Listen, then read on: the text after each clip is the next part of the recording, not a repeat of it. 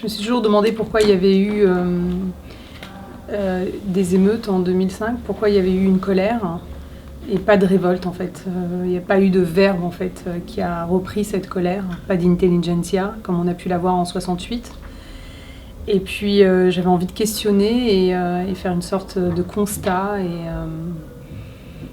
sur la société dans laquelle je vis. Et ensuite il y a une autre raison, c'est que moi j'ai eu la chance d'avoir de très grandes histoires d'amitié dans ma vie, et en l'occurrence une très grande histoire d'amitié. Et j'avais aussi envie de raconter tout ce fond, ce questionnement, par le biais de l'amitié et de l'amour en fait. En fait, moi je suis féministe. Quand je fais mon discours à Cannes, je suis féministe. Je pose la question sur la question des décisionnaires à Cannes. Là, j'ai, en tant que femme, en tant qu'artiste, un engagement féministe.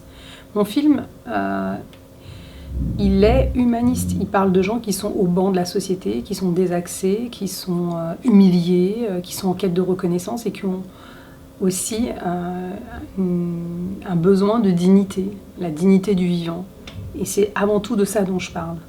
Ensuite, oui, je joue avec les codes.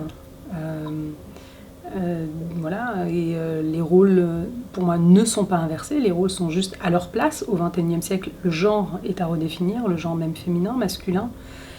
Et pour moi, de dire que c'est un film féministe, même si je sais que la presse l'a beaucoup qualifié comme ça en France et aussi à l'international, je trouve que c'est une erreur. De la même manière, quand, je sais pas, Audiard fait un prophète, on va pas lui dire vous faites un film sur le masculin, ou on va lui dire oui tu fais un film sur un mec en prison. Donc c'est pour ça que pour moi la question du féminisme, elle n'est pas au cœur du film. Il y a un rapport au corps. Moi j'ai toujours voulu un film en mouvement, un film qui part d'abord de l'émotion, parce que l'émotion ne ment pas alors que le verbe lui peut mentir. Et dès l'écriture, c'était un peu l'indication que je donnais à Romain. Je dis il faut que ce soit un film où on bouge. Et d'où le choix de la danse en effet, parce que j'avais envie que par la danse, par ce corps c'est par ça qu'elle est touchée, par cette grâce, par cette sensualité, par cette beauté. Et elle vient pas des mots, mais elle vient du corps en fait. Donc en effet, le corps a une importance majeure dans le film, de la même manière que la préparation physique de Oulaya était très intense et importante pour qu'elle incarne ce rôle de Dounia. Elle a fait de la boxe, elle a fait du parcours. Le parcours, c'est un peu l'équivalent du yamakasi en fait. Elle a fait beaucoup de sport en fait, et puis même quand on travaillait, pour moi la psychologie d'un personnage ne vient pas de ce qu'il dit mais de ce qu'il fait, de l'action, donc c'était quelque chose d'assez important. Aussi une forme de mise en abîme.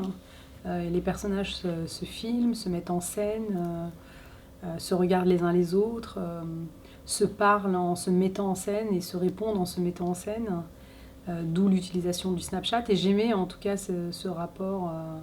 Puis ça raconte énormément de choses. C'est aussi un descriptif d'un quotidien. Le Snapchat, par exemple, c'est une sorte de story de la journée, une histoire de ta journée qui est racontée en images. Et j'avais envie que le générique soit justement une journée de ces deux gamines et qu'on s'attache à elles parce qu'elles sont vivantes, elles sont pleines de vie, qu'elles rient, qu'elles dansent. Qu'elles se moquent, qu'elles ont cette candeur, cette naïveté dès le début du film, et qu'au final elles ressemblent à n'importe quelle jeune fille du monde entier. Oulaya Mamra, c'est ma petite sœur. Au début, je voulais pas forcément travailler avec elle, mais parce qu'elle était loin du personnage. Mais elle a tellement travaillé, elle m'a convaincue par son humanité, par sa force de conviction pour le rôle, et puis par sa capacité de travail qui est absolument incroyable.